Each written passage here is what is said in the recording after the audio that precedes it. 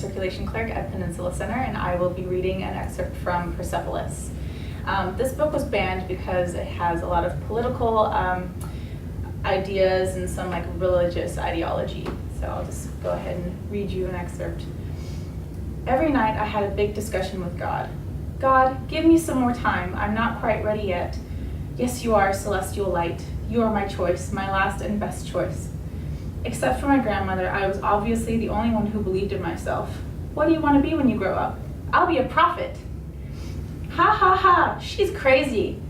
My parents were called in by the teacher. Your child is disturbed. She wants to become a prophet.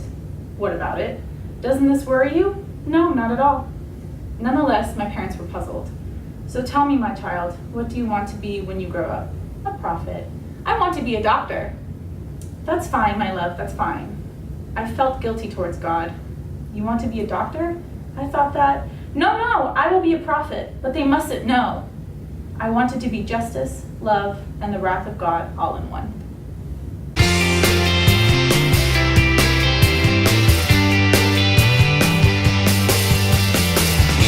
My name is Charles Krause, and I'm the facility manager here at the Palos Verdes Library District. And this is Cather in the Rye. I like it that it's a paperback version. I've never seen a hardcover.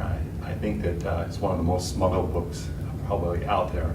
And it's been banned for a whole variety of reasons, including language, subject, promiscuity, drinking underage, things like that are featured in the book. But it was one of my favorite books when I was growing up, and I'm sure it's the same way with a lot of other people who are teenagers and the age I was when I first read it. So the selection I've picked is one I think is kind of important in the book. It's the first mention of his red hat, which becomes almost a character in the book. It was pretty nice to get back to my room after I left old Spencer, because everyone was down at the game and the heat was on in our room for a change. It felt sort of cozy. I took off my coat and my tie and unbuttoned my shirt collar, and then I put on this hat I bought in New York that morning. It was this red hunting hat with one of those very long peaks. I saw it in the window of this sports store when we got out of the subway, just after I noticed I'd lost all the goddamn foils. It only cost me $1. The way I wore it, I swung the old peak around to the back, very corny, I'll admit. But I liked it that way, and I looked good in it that way. Then I got this book I was reading and sat down in my chair. There were 2 chairs in every room. I had one, and my roommate Ward Stradlander had one. The arms were in sad shape because everybody was always sitting on them, but they were pretty comfortable chairs. The book I was reading was this book I took out of the library by mistake. They gave me the wrong book, and I didn't notice it until I got back to my room. They gave me Out of Africa by Isaac Dinson. I thought it was going to stink, but it didn't. It was a very good book. I'm quite illiterate, but I read a lot. My favorite author is my brother D.B., and my next favorite is Ring Lardner. My brother gave me a book by Ring Lardner for my birthday, just before I went to Penn State.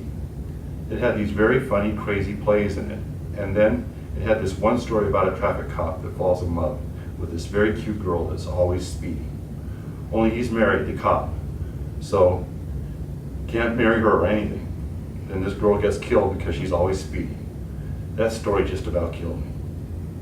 What I like best is a book that's at least funny once in a while. I read a lot of classical books like Return of the Native and all, and I like them. And I read a lot of war books and mysteries and all, but they don't knock me out too much. What really knocks me out is a book that, when you're all done reading it, you wish the author that wrote it was a terrific friend of yours, and you could call him up on the phone whenever you feel like it. That doesn't happen much, though. I wouldn't mind calling this Isaac Dinson up and Ring Lardner, except that D.B. told me he's dead. You take that book of Human Bondage by Somerset Maugham, though. I read it last summer. It's a pretty good book and all, but I wouldn't want to call Somerset Maugham up. I don't know, he just isn't kind of the guy I would want to call up, that's all.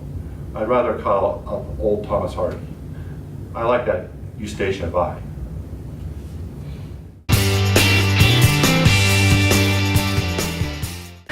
Hi, I'm Courtney. I'm a desk clerk upstairs, and I will be reading from Paper Towns. From here, you can't see the rust or the cracked paint or whatever, but you can tell what the place really is. You can see how fake it all is. It's not even hard enough to be made out of plastic. It's a paper town. I mean, look at it, Q. Look at all those cul-de-sacs, those streets that turn in on themselves, all the houses that were built to fall apart, all those paper people living in their paper houses, burning the future to stay warm, all the paper kids drinking beer some bum bought for them at the paper convenience store.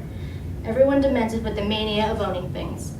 All the things paper thin and paper frail, and all the people too. I've lived here for 18 years, and I have never once in my life come across anyone who cares about anything that matters.